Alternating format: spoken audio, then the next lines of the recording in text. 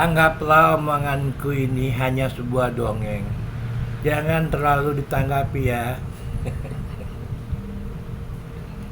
Assalamualaikum warahmatullahi wabarakatuh.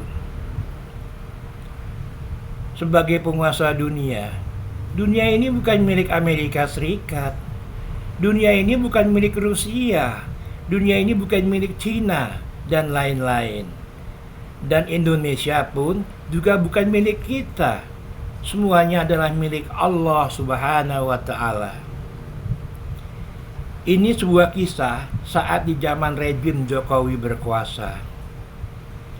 Pakai judul juga dong. Judulnya, Pribumi Indonesia sangat baik ya.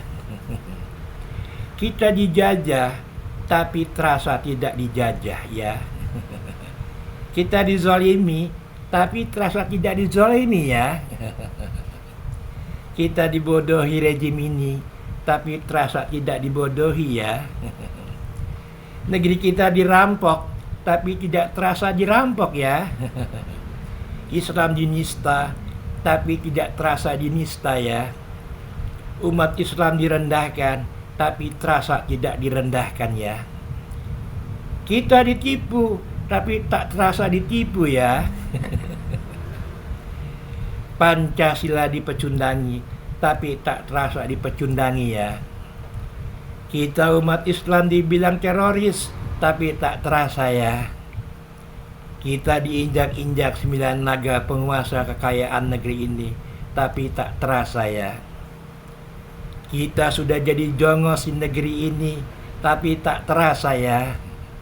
Banyak lagi bla bla, ketik aja sendiri.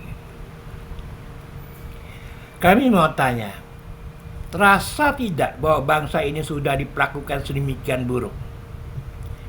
Kok masih ada yang tidak terasa? Kayak apa sih? Kasih kami sedikit ilmu dong. Terasa tidak anak-anak kita sekarang cari kerja sangat sulit?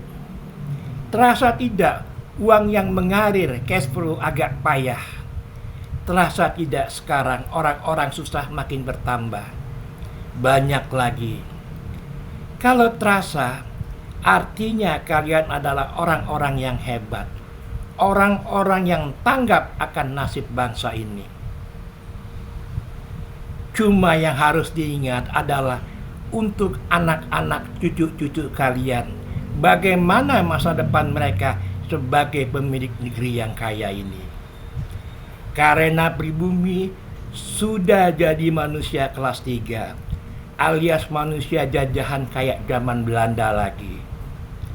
Dikit lagi kita pribumi akan dipanggil Irlander sama orang-orang yang merasa menguasai dunia ini. Wallahu a'lam bishawab. Ya, anggaplah omongan aku ini hanya sebuah dongeng, jangan terlalu ditanggapi. Wassalamualaikum warahmatullahi wabarakatuh.